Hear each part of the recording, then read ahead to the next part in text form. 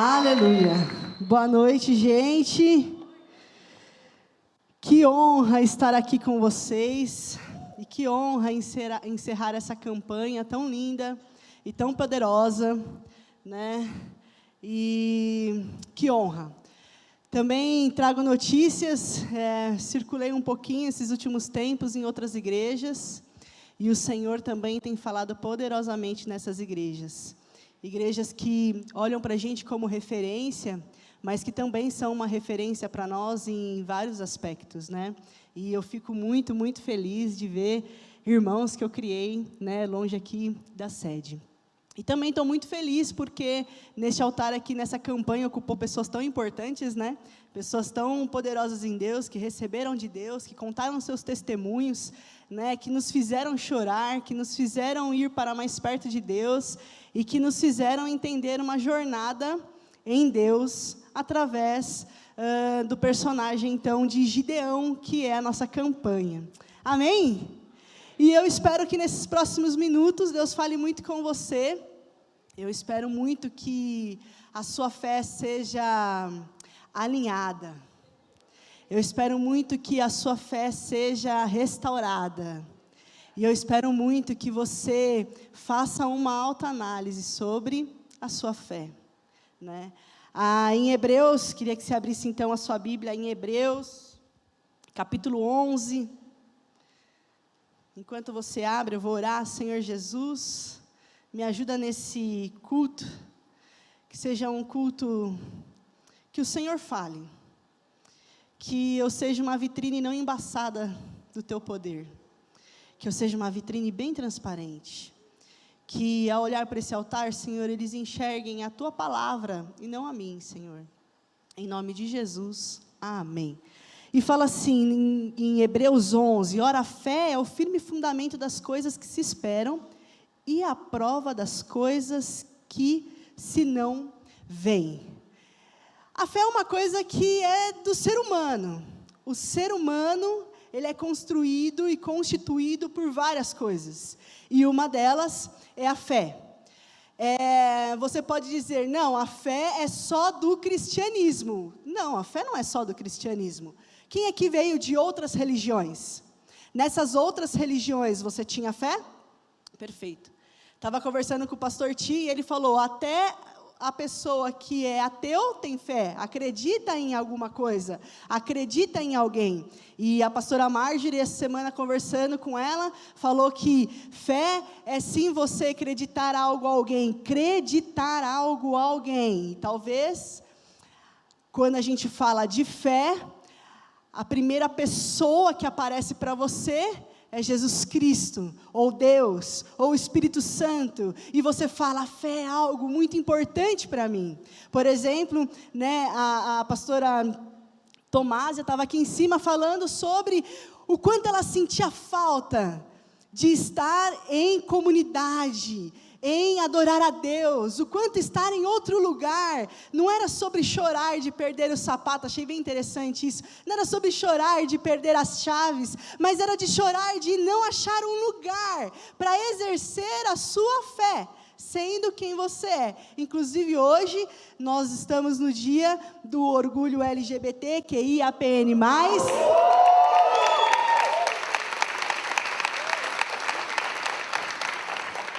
aleluia, e a fé foi nos retirado, por sermos quem somos, por Deus celebrar quem somos, por Deus ter nos criado como somos, e por algum momento, ou algum motivo, talvez a sua fé foi abalada nele, porque você falou, eu não posso ter fé, sendo quem eu sou, eu não posso ter fé, sendo essa pessoa aqui, eu não posso ter fé desse jeito.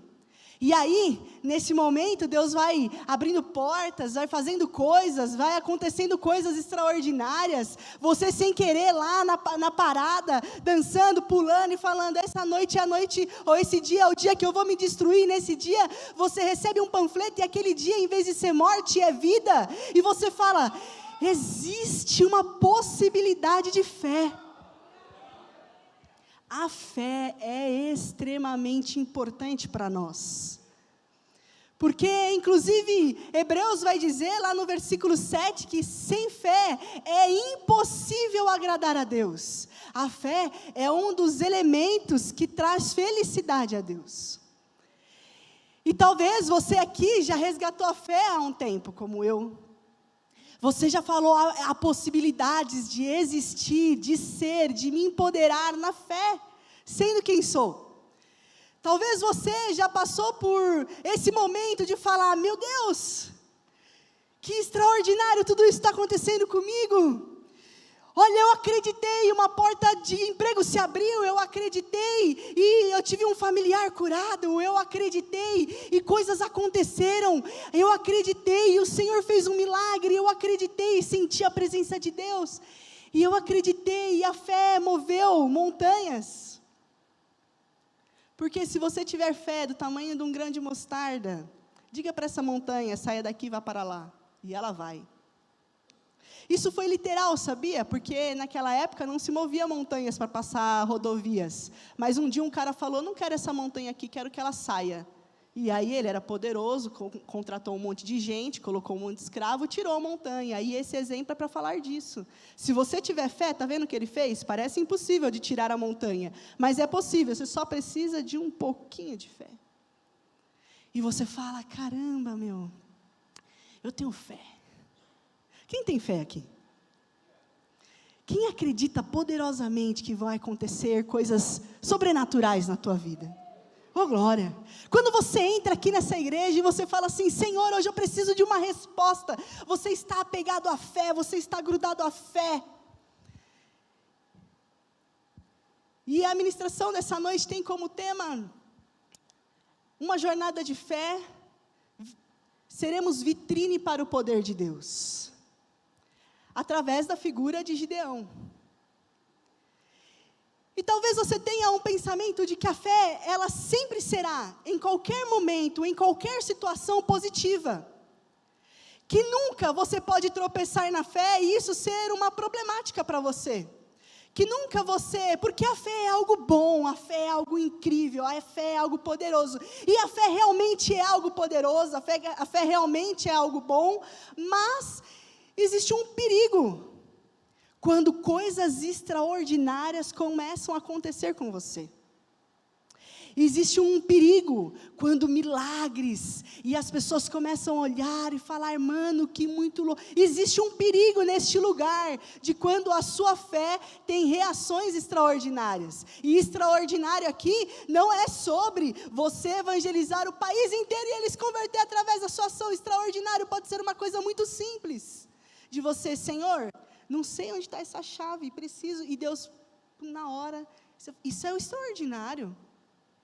É extraordinário quando você pega um caminho no trabalho, e você fala, nossa, eu não sei por que eu estou tendo essa ação, e você vê depois que aquela ação era assertiva, é extraordinário. E quando as coisas vão começando a dar certo, quando as coisas começam a frutificar, quando a coisa começa a romper, quando você começa a ter vitórias extraordinárias, que para você são extraordinárias, existe um perigo nesse lugar, e é sobre isso que eu queria falar hoje.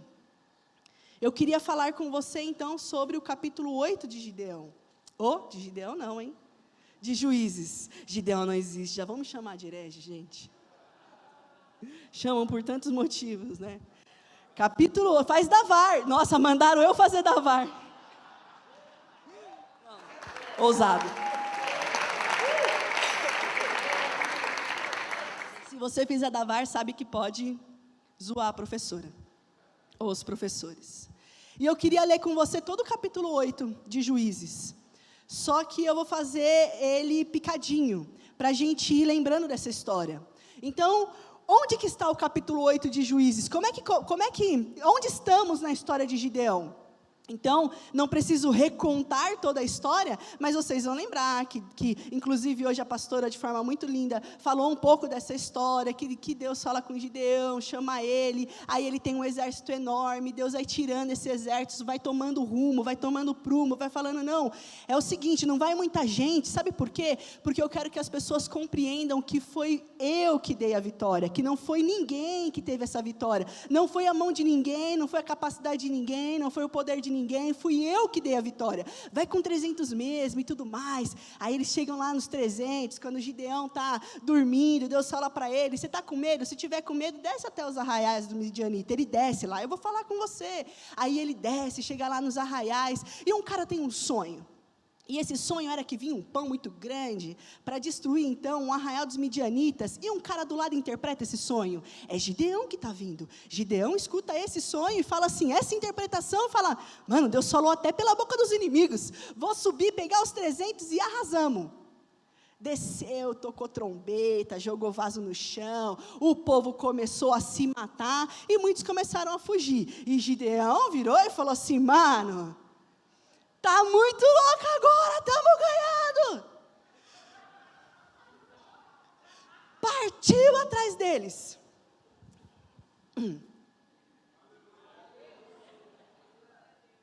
E partiu. Aí capítulo 8. Até aqui Deus está falando, Deus está fazendo, Deus está movendo, Deus está dando estratégia. E no capítulo 8, então os homens de Efraim, que era uma tribo importantíssima, eu vou lendo com vocês e parando, para que a gente consiga construir essa narrativa. Os homens de Efraim, que eram importantíssimos, era uma tribo bem privilegiada, era uma tribo que conseguia bastante coisa, que tinha arrecadação de coisas, eles eram bons, os caras eram tops, né? Então os efraimitas lhe disseram, que é isto que nos fizeste, que não nos chamaste, quando foste pelejar contra os midianitas? Mas espera aí, Gideão fez um chamamento para geral, né, foi quem quis, quem não quis, ou seja... Entende-se que eles também foram chamados, mas eles não participaram do momento que não sabia que ia ter vitória, não é mesmo? Mas aí, está no momento daquela vitória, os efraimitas falam, né, começam a contender, falam, mano, como assim você não me chamou? Estamos revoltados aqui, porque agora está tendo vitória, está acontecendo as coisas. Sabe aquele povo que quer sentar, pega o trem andando e quer sentar na janelinha? É tipo os efraimitas, assim, sabe? Quando você vê aquele grupinho do trabalho que você não quis ajudar, tendo alcances, mudando as coisas, você fala, mano, deixa eu participar também, deixa eu ir também. Isso acontece muito em várias áreas, né? Era mais ou menos os que os efraimitas estavam dizendo. Aí o que diz Gideão, então, no versículo 2? Porém, ele disse, que mais fiz eu agora do que vós? Não são, porventura, os rabiscos de Efraim melhores do que a vindima de Abiezer? Meu, vocês são muito bons, cara. Vocês são superiores a nós, a mim. Eu sou o pior da classe de Manassés. A minha tribo é a pior das tribos, eu sou o pior dos caras. Então, veja, o que vocês colhem, o que vocês não colhem, o que cai no chão da colheita de vocês, é o que eu dou de fruto na minha tribo. Meu, vocês são muito bons, vocês fizeram coisa pra caramba. O que eu fiz perto de vocês? Pera, Gideão não fez nada mesmo. Quem fez foi o Senhor. Quem deu a estratégia foi o Senhor. Quem conduziu foi o Senhor. E nesse exato momento, Gideão começa então a perder a sua fé no único que poderia gerar vida a todo mundo. Então Gideão, em vez de confrontar os efraimitas, porque eram poderosos, Gideão dá uns passinhos para trás. Não, cara. Isso é top demais, velho. Fique em paz, de boa, vocês conseguiram coisas melhores. Está vendo esses líderes guerreiros? Eu não fiz nada comparado a isso que vocês estão fazendo. Gideão entra numa politicagem e vai embora. Porque os efraimitas falam, é verdade, nós somos bons, nós é bom, está tudo certo. E Gideão vai embora, mas continua. Deus vos deu a nossa mão a príncipes midianitas, Oreb e Zeeb. Que mais pude eu logo fazer do que vós? Então a sua ira se abrandou contra ele, quando falou estas palavras. E como Gideão veio ao Jordão, passou os 300 homens que com ele estavam já cansados. Então Gideão parte dali dessa conversa que efraimitas continuam perseguindo e chega em um determinado momento que eles cansam. Gente, ser humano cansa, isso aqui é muito natural, muito normal. E quando eles estão cansados, eles chegam lá no versículo 6, aos príncipes de Sucote. Eles param numa cidade e falam, estou cansado, estou com sede, a galera está com fome, vamos pedir comida. Não é genuíno isso? Genuíno, meu, de boa, você está com fome, está no lugar, você vai pedir comida, é muito genuíno isso. E quando ele chega lá, os caras de Sucote, no versículo 6, porém os príncipes de Sucote disseram: está já a palma da mão de Zeba e de Zalmuna na tua mão para que dermos comida para vocês? Tipo, vocês já ganharam desses reis. Você não está ligado que esses reis são poderosos. Eles podem juntar a galera e vir contra a gente. Então vamos fazer o seguinte: enquanto você não ganhar ela, eu não ajudo não, eu não faço investimento nesse processo. Eu não invisto naquilo que Deus está fazendo. Então, há erro de várias partes aqui. Eu não invisto naquilo que Deus está fazendo, porque até então Deus estava fazendo. Só que Gideão poderia ter feito igual os efraimitas, tirado o corpo fora. Mas o que Gideão faz?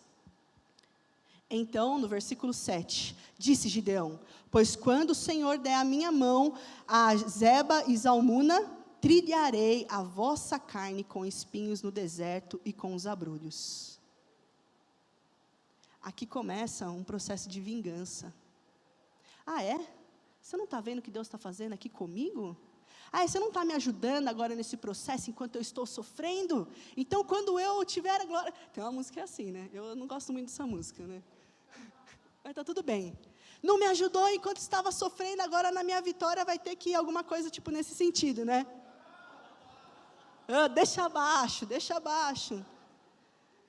Aí ele revoltado, ele fala: quer saber de uma coisa? Quando eu voltar, porque eu vou voltar com esses reis nas minhas mãos, eu vou matar vocês, vou estraçalhar vocês estão tudo lascado. E sai nervoso, e vai para uma outra cidade, chamada Peniel. Alguém lembra? Peniel é uma palavra muito conhecida com a gente. E eu queria que você gravasse essa palavra, porque Peniel é: vi um ser divino face a face e não pereci. Que é quando Jacó está ali naquele processo, naquela luta e tudo mais, ele recebe então essa fala e levanta um altar chamado Peniel. Beleza, chega lá em Peniel e fala a mesma coisa. É o seguinte, vocês vão me ajudar? Estou com fome, a galera está com fome, tem que comer, a gente tem que ir atrás dos caras e tudo mais, aquela coisa toda. Olha, eu não vou ajudar vocês não. Não, vai que dá ruim, depois volta. Ah, é? Vocês não vão me ajudar? Quando eu voltar, eu vou matar vocês. Bom, Gideão vai. Gideão mata todo mundo, pega esses 2 reis e volta. E na volta, no versículo 13, fala assim: voltando, pois, Gideão, filho de Joás, da peleja, antes de nascer o sol, tomou preso um moço dos homens de Sucote, e lhe fez perguntas, a qual descreveu os filhos de Sucote, os príncipes de Sucote, e os anciãos, 77 homens. Ele está voltando, ele está furioso, e agora ele vai fazer a vingança dele. Aí ele captura um moço e fala para mim quem são os líderes aqui. Ele escreve 77 homens, ele vai lá em Sucote e mata primeiro, bate em todo mundo, depois ele mata todos os homens da cidade. Deus mandou? Não, mas Deus estava com ele. E ele pode fazer isso, porque Deus validou num processo extraordinário, e agora ele pode sair matando pessoas. É vingança. A fé dele, que deveria estar em Deus, começa então a estar em si. E aí ele vai até Peniel, e aí ele também mata os homens de Peniel, e agora ele destrói a torre e as muralhas de Peniel. Veja, pastor Andréia falou aqui que ele estava com os anjos, e os anjos pediram para que ele destruísse os altares de Baal, mas agora Gideão estava destruindo aquilo que foi levantado pelo Senhor como um marco.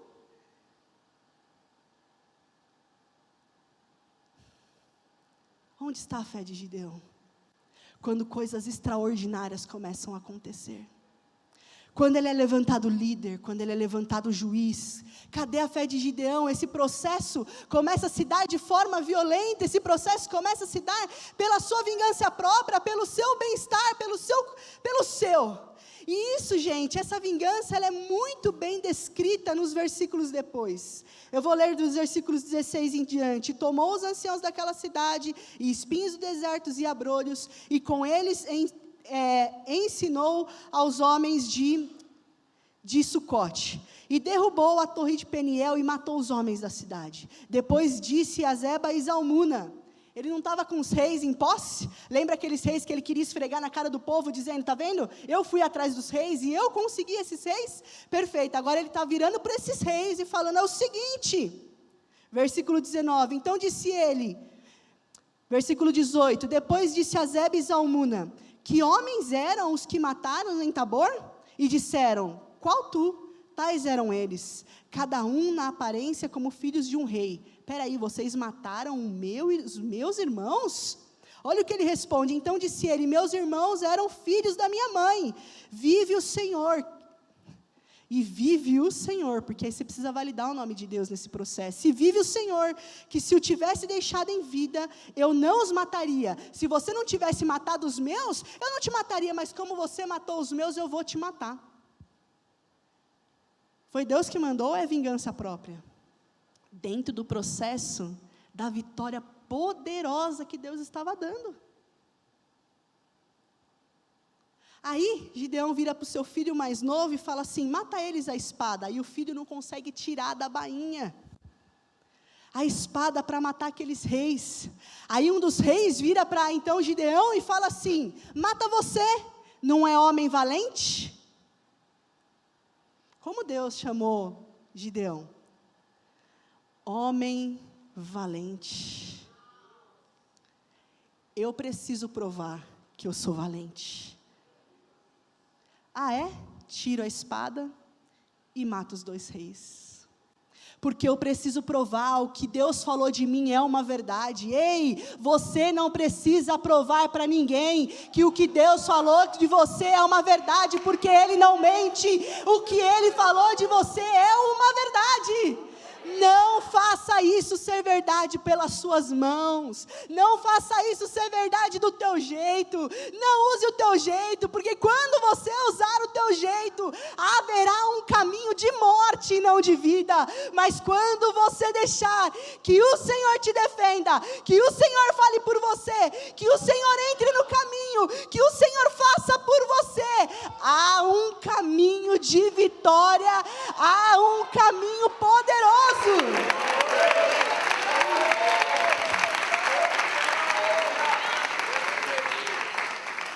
Mas não para por aí.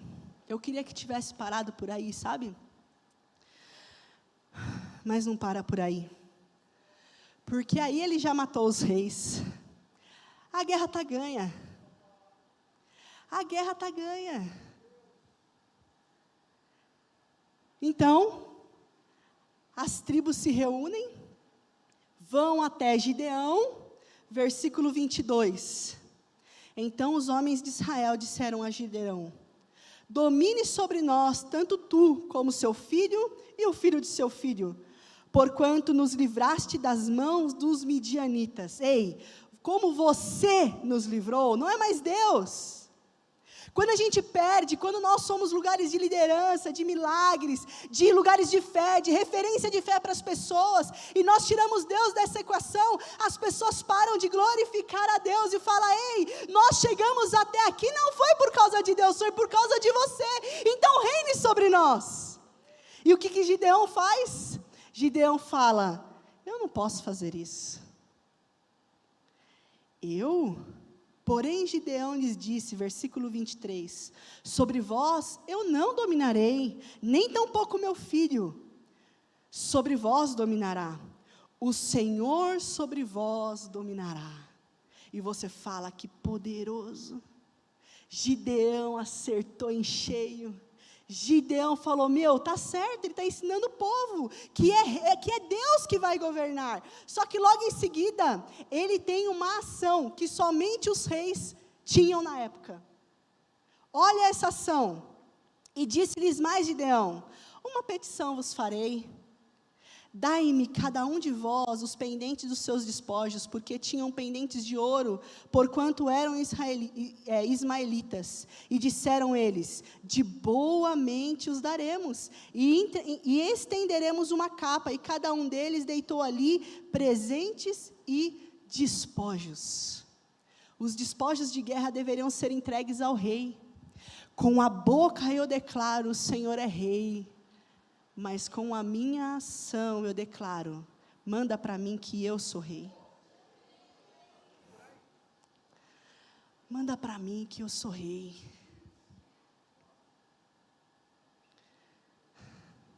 E quantas vezes no processo da nossa fé, a gente, nesse caminho, a gente tira Deus da equação e fala, não, é em nome do Senhor Jesus, mas vem em mim que eu sou poderoso.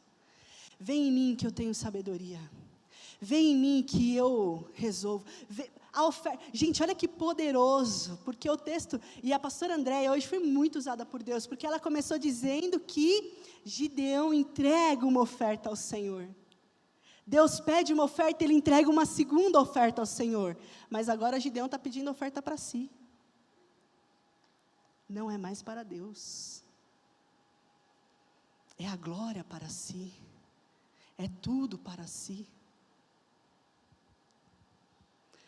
Mas não para por aí. O que Gideão faz com esse ouro que recebe? E foi o peso dos pendentes, mais ou menos 25 quilos de ouro. Versículo 27. E fez Gideão disso um manto sacerdotal. Gente, manto sacerdotal só podia ser usado pelo sumo sacerdote da tribo de Efraim. Ou da tribo dos levitas. Ou da descendência de Arão. Gideão é de Manassés, não é nem sacerdote, mas ele manda fazer um manto sacerdotal. E aí eu queria ler uma coisa que eu achei muito incrível de Spurgeon.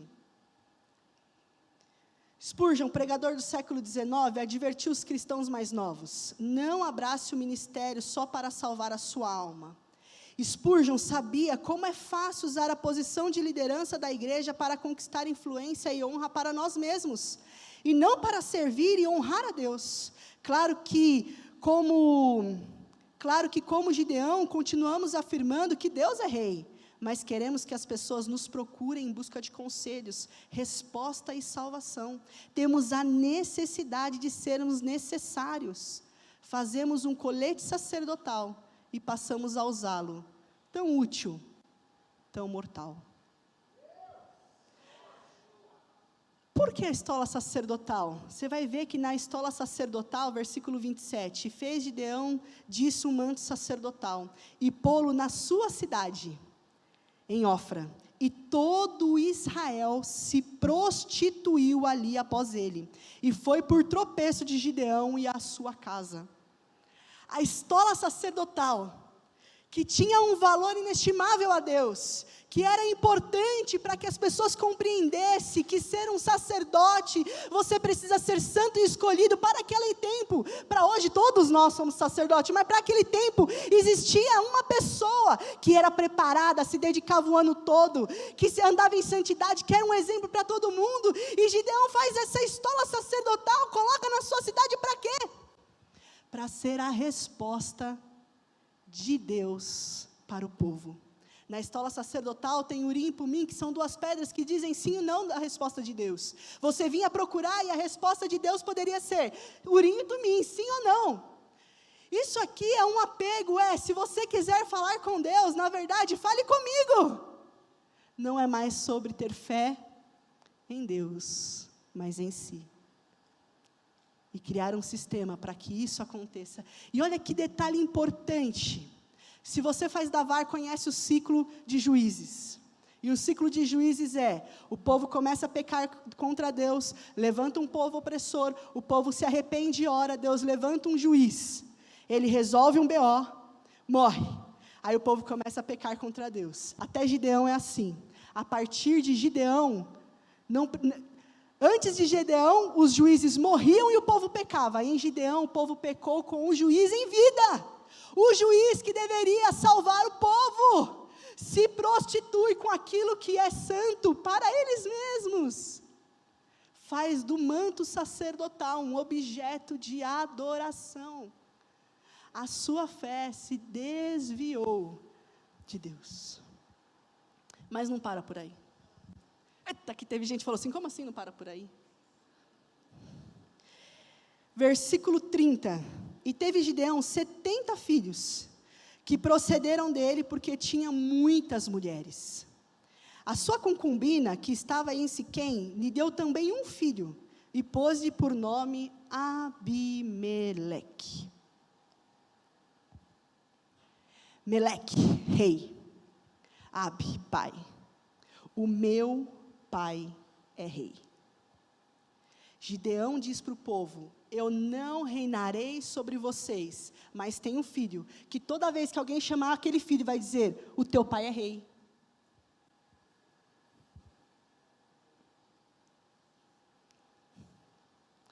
É muito fácil, de vitórias espetaculares, temos derrotas espetaculares. É muito fácil, no seu melhor momento de ascensão, esse é o lugar que às vezes você está lutando contra o pecado para não cair, e realmente não está caindo, mas esse lugar de status está te derrubando, porque deixou a sua fé, se desalinhou, a fé que nós entendemos em Jesus. E qual é essa fé que nós entendemos em Jesus? É aquele que quer ser servido, serve, é aquele que serviu a todos, é aquele que morreu por todos, é aquele que fala: olha, é o seguinte, vamos inverter essa lógica. Eu acho tão bonito Jesus, gente. Jesus é tão lindo, Ele nos explica de forma tão poderosa, porque existe um momento em que os discípulos, as pessoas ao redor de Jesus estão falando assim: olha, Jesus batiza mais que João Batista, e aí isso começa a espalhar, e aí o texto vai dizer assim: se bem que não era Jesus que batizava, eram os discípulos, mas esse era o boato. Havia uma competição ali da galera: Jesus está batizando mais que João Batista. O que Jesus faz? Fala para João Batista parar de batizar, porque ele que é Jesus, não é mesmo? Jesus se retira, porque ele não está em disputas. Aleluia! É uma fé centrada em Deus. Olha que interessante, quando Jesus é tentado no deserto, tudo que o diabo oferece a ele é poder, é ser rei, é poder, é ser master, blaster, plus, advanced, e ele diz: não, eu quero fazer a vontade do meu Pai, porque eu acredito, eu tenho fé em Deus, eu estou ligado nele. Sim, Jesus agora, aliás antes e agora, Ele é Deus também, mas naquele momento Ele era um homem vivendo uma situação para nos dar condição de relacionamento com Deus, e Ele poderia usurpar, porque Ele também era Deus. Mas quando Ele estava como homem na terra, Ele diz: eu não vou usurpar isso. Por quê? Porque eu preciso ensinar ao meu povo que é tudo sobre Deus, é tudo sobre Ele, é tudo sobre Ele. Aleluia! E talvez, querido, você esteja chorando pelas suas derrotas, e talvez Deus esteja celebrando por elas, porque nas tuas derrotas Deus está alinhando a tua fé e fala: ei, sai desse pedestal, volta para cá. Sim, eu vou fazer o que eu falei na tua vida. Você será profeta das nações, você será missionário, você será pregador, você vai acontecer, mas não desse jeito: volta aqui, volta aqui, volta aqui. Vamos reconstruir a fé de novo, porque é sobre Ele, não sobre nós. É sobre Ele, não sobre nós.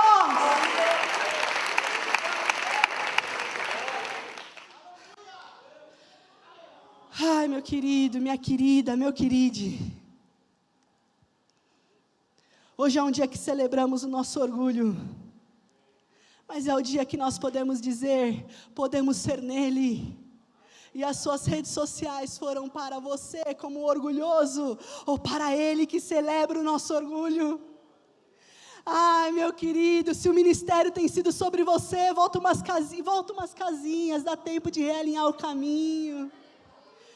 Ei, se Deus te colocou como um grande empresário e você está achando que sua empresa está indo bem por conta da sua capacidade, tenho certeza que você tem capacidade, mas ei, com Deus há um rastro de vida e não de morte, até mesmo na tua vida profissional. Esses dias eu estava conversando com o Lucas Baz, ele falou assim para mim: desde quando eu comecei, nunca deixei de ter o, como é que chama? Que você deu um nome, das pessoas que vão de forma, que você voluntaria. É o social, psicologia social, porque eu sei que tem gente que não tem, é profissão isso, mas por onde se passa, se você acredita no Senhor Jesus Cristo, aquele que ama toda a criatura, aí há um rastro de vida e não de morte. É saber que chegar na tua empresa, você pode gritar com as pessoas, sim, você pode.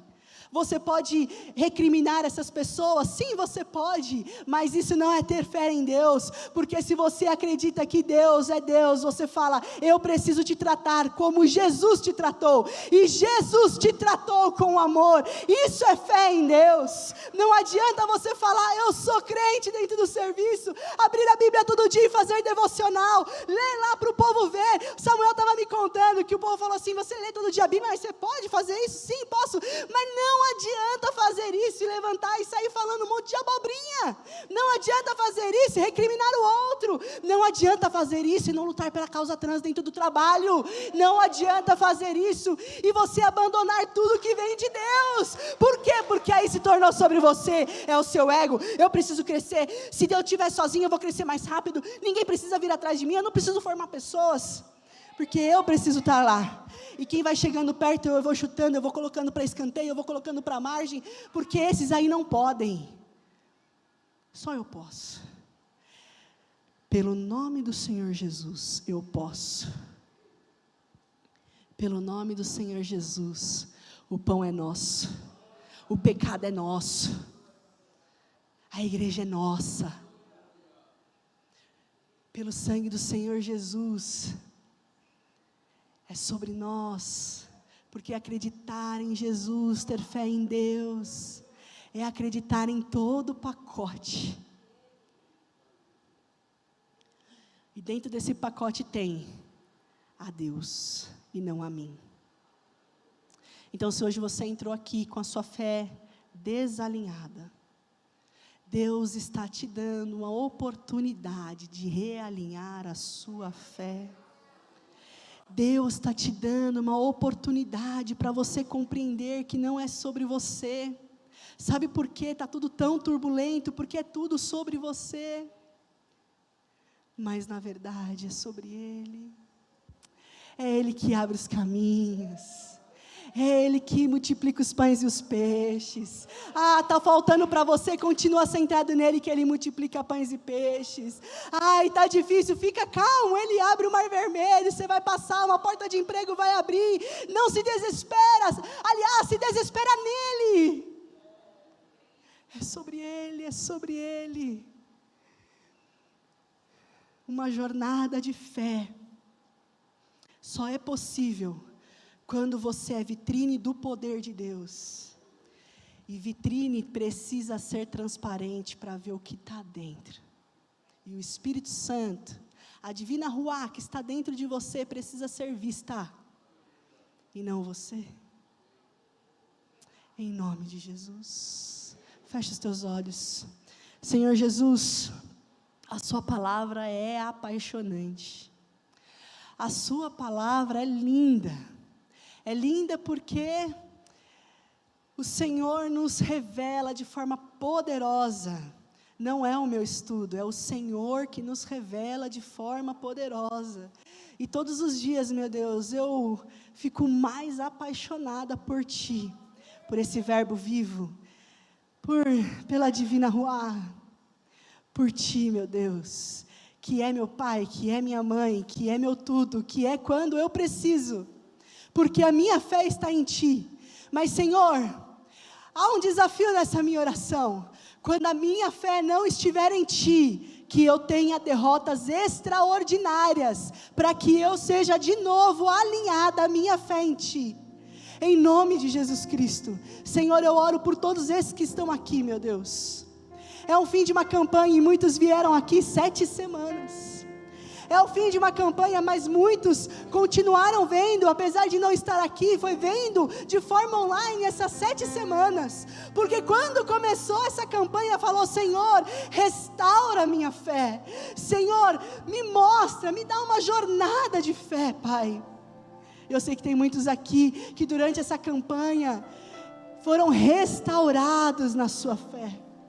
Obrigada, Senhor, nós te agradecemos, porque foi o Senhor quem quis isso, foi o Senhor quem encontrou cada coração, foi o Senhor quem encontrou cada um, foi o Senhor que deu ânimo para levantar da cama e vir aqui. Nós te agradecemos por isso, Senhor. Mas, Pai, eu preciso orar por aqueles que estão no auge. Senhor, eu quero que eles vão ainda para mais alto, eu quero que eles tenham mais conquistas em Ti. Mas quando eles estiverem lá no auge, que eles não esqueçam dos erros que Gideão teve, para que eles não cometam os mesmos erros. E eu oro por aqueles que estão em baixa, mas eu sei que o Senhor tem palavras de promessa para cada um deles, e eu sei que eles vão chegar neste lugar de alto, e quando eles chegarem nessa ascensão ministerial, profissional, de vida familiar, que eles tomem cuidado com os perigos da fé sobre si e não sobre Ti. Senhor, obrigada por essa campanha, obrigada por cada ministro, Pai, cada ministro que subiu aqui, alguns doentes, alguns como hoje eu recebi a notícia de amigos que faleceram. Senhor, conforta o coração da missionária Evelyn, Senhor, conforta cada coração, abre portas de empregos para aqueles que vieram aqui no Teu altar e precisam de portas de emprego abertas. Mas, Senhor, para além disso, porque nós só fomos um instrumento, o Senhor poderia ter usado esta palavra com qualquer um que está aqui. Renova a fé dessa galera, a fé em Ti. E se porventura você perdeu o foco da fé em Deus, algum momento no caminho, frustrado com a igreja, com os outros, frustrado com as situações da vida, se em algum momento no caminho você tem sentido que realmente perdeu a sua fé naquele que é o único que pode salvar, que é o único que pode ser o seu Senhor, se você hoje quer voltar a Jesus, voltar para os caminhos de fé em Jesus, se você hoje quer começar uma jornada de fé em Jesus, se você hoje quer trazer de volta aquilo que traz esperança, e o que traz esperança é andar em comunidade com Jesus, se você quer voltar para os caminhos de Jesus, ou começar um momento de fé, que não é religião, que não é instituição, que não é denominação, que é uma pessoa, Jesus, levanta sua mão que eu quero orar por você. Aleluia.